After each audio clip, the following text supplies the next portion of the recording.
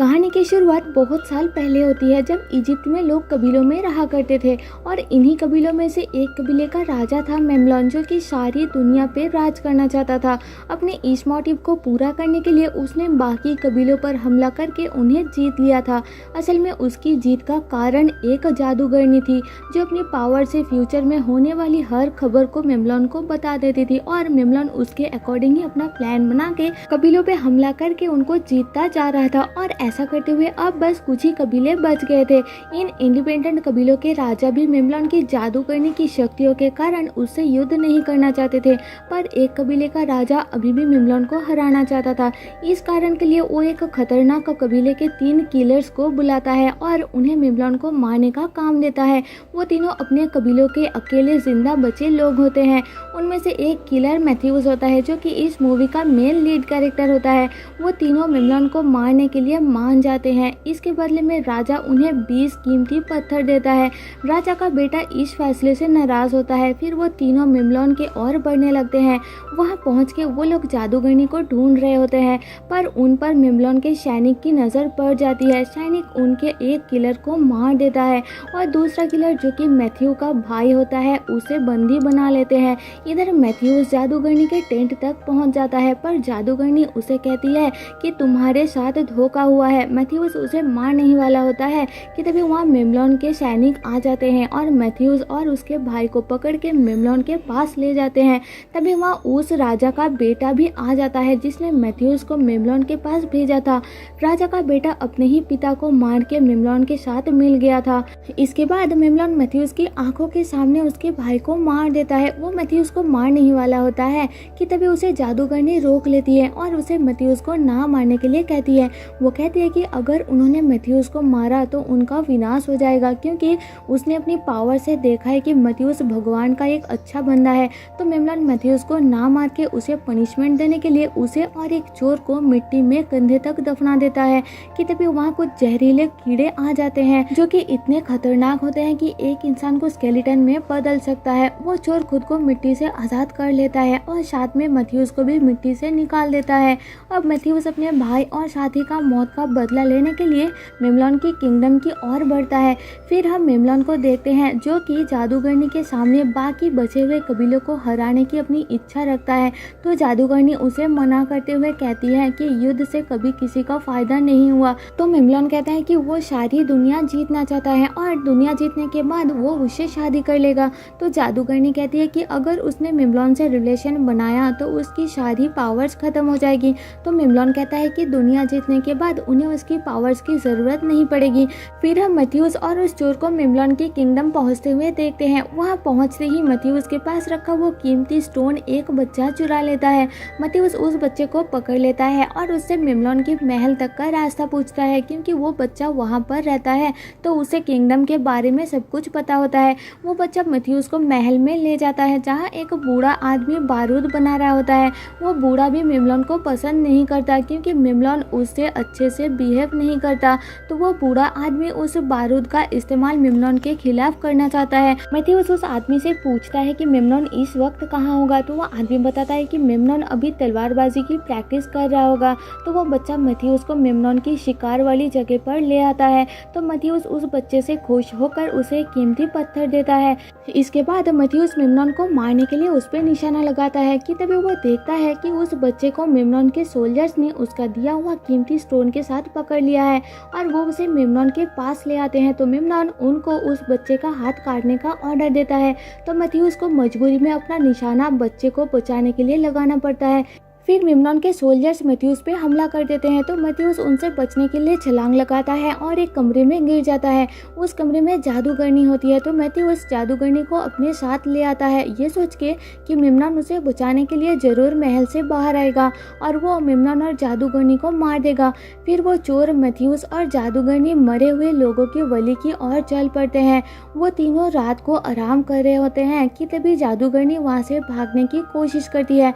Mathews उससे पूछता है कि क्या वो मेमनॉन के पास वापस जाना चाहती है। तो जादूगरनी कहती है कि मेमनॉन ने उसे बचपन से बंदी बनाया हुआ था। फिर मैथ्यूस पूछता है कि उसने उस दिन मैथ्यूस की जान क्यों बचाई थी। तो जादूगरनी कहती है कि उसे पता था कि एक दिन कोई आएगा जो उसे मेमनॉन से बचा के ले जाएगा, और जादूगरनी को लगता है कि वो इंसान मैथ्यूस ही है। फिर मैथ्यूस जादूगरनी को आज़ाद करके कहता है कि तुम चाहो तो वापस जा सकती हो, पर बाहर की दुनिया और ज़्यादा गंदी है। फिर वो तीनों आगे बढ़ने लगते हैं कि तभी मैथ्यूस देखता है कि मेमनॉन खुद तो नहीं आया, पर उसने अपने सोल्जर्स को मैथ्यूस को मारने के लिए भेज दिया है। ये देख के मैथ्यूस अकेले उनके साथ लड़ने के लिए जाता है। एक्चुअली में मैथ्यूस को पता होता है कि डेजर्ट में तूफान आने वाला है, तो वो अपनी आंखों में पट्टी बांध के उनसे लड़ने जाता है, और सोल्जर्स के पास पहुंचते ही तूफान आ जाता है और वो एक एक करके सभी सोल्जर्स को मार देता है। उनमें से एक सोल्जर के पास मेमनॉन का दिया हुआ जहर वाला तीर होता है, जिसे वो मैथ्यूस को मार देता है, जिसके कारण मैथ्यूस की सारी बॉडी में जहर फैल जाता है और वो मरने वाला होता है। पर जादूगरनी अपनी जादू से उसकी बॉडी से सारा जहर निकाल देती है और मैथ्यूस बच जाता है। अगले दिन मैथ्यूस एक बर्ड के जरिए मेमनॉन को मैसेज भेजता है कि उसके सारे सोल्जर्स मारे गए हैं, पर मेमनॉन अपने ऑफिसर्स को झूठ बोल देता है कि मैथ्यूस मारा गया है, ताकि उसके ऑफिसर्स का हौसला ना टूटे। और जादूगरनी के बारे में पूछने पर कहता है कि जादूगरनी महल में ही है, पर उसकी तबीयत ठीक नहीं है। इधर वो तीनों पानी की तलाश में डेजर्ट में घूम रहे होते हैं कि तभी वहाँ एक ब्लास्ट होता है, जो कि कोई और नहीं वो महल वाला बूढ़ा आदमी करता है, जो बारूद बनाने में सफल हो गया होता है। एक्चुअली वो बूढ़ा आदमी भी महल से भाग आया होता है और वो रानी को वहाँ देख के बहुत ज़्यादा खुश होता है। फिर वो चारों मिल के पानी की तलाश में आगे बढ़ते हैं। उन्हें पानी मिल भी जाता है कि तभी उन पे कुछ लोग हमला करके उन्हें कैद करके एक कबीले के और ले जाने लगते हैं।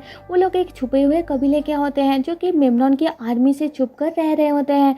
उस कबीले का सरदार मैथ्यूस को पहचानता है, पर वो दोनों एक दूसरे को अच्छा नहीं समझते। कबीले का सरदार अपने सोल्जर्स को जादूगरनी को उसके पास ले आने के लिए कहता है, तो मैथ्यूस कहता है कि जो भी जादूगरनी के पास आएगा उसे पहले मेरे से लड़ना होगा। तो कबीले का सरदार मैथ्यूस के साथ लड़ने के लिए आगे आता है। उसके इतने बहादुर होने के बाद भी मैथ्यूस उसको हरा देता है। मैथ्यूस उसको कहता है कि हम दोनों का दुश्मन मेमनॉन है, तो हमें मिलके उसके खिलाफ लड़ना चाहिए। सरदार मान जाता है और उन्हें अपने कबीले में रहने के लिए इजाज़त देता है। अब रात को जादूगरनी के पास एक बच्चा आता है, तो उसे विजन आता है कि मेमनॉन ने उनके कबीले पे हमला कर दिया है और सारे कबीले में तबाही मचा के बहुत सारे मासूम लोगों को मार दिया है। इससे परेशान होकर जादूगरनी मैथ्यूस के पास जाती है और उसे इस बारे में सब कुछ बताती है जो उसने अपने विजन में देखा है। ये सुन के मैथ्यूस कहता है कि मेमनॉन की मौत मेरे हाथों लिखी है। इतने में जादूगरनी को फिर से विजन आता है और इस बार वो देखती है कि मैथ्यूस को तीर लगने के कारण वो घायल है और अपनी आखिरी सांसें गिन रहा है। जादूगरनी ये बात मैथ्यूस को बताती है और कहती है कि तुम मारे जाओगे और यही तुम्हारी किस्मत है। तो मैथ्यूस कहता है कि मैं अपनी किस्मत खुद लिखता हूँ। फिर वो दोनों आपस में रिलेशन बना लेते हैं, पर मैथ्यूस के साथ रिलेशन बनाने के कारण जादूगरनी की सारी पावर्स चली जाती है। रात को जादूगरनी उठकर मेमनॉन के महल की ओर चल पड़ती है, क्योंकि वो ये नहीं चाहती कि उसके कारण इतने मासूम लोगों की जान जाए। सुबह उठ के मैथ्यूस को जब इस बारे में पता लगता है, तो वो अकेला ही मेमनॉन के महल की ओर चल पड़ता है, क्योंकि वो नहीं चाहता कि जादूगरनी दोबारा मेमनॉन की गुलाम बने। पर कबीले का सरदार उसे अकेले जाने नहीं देता और कहता है कि वो लोग भी उसके साथ जाएंगे।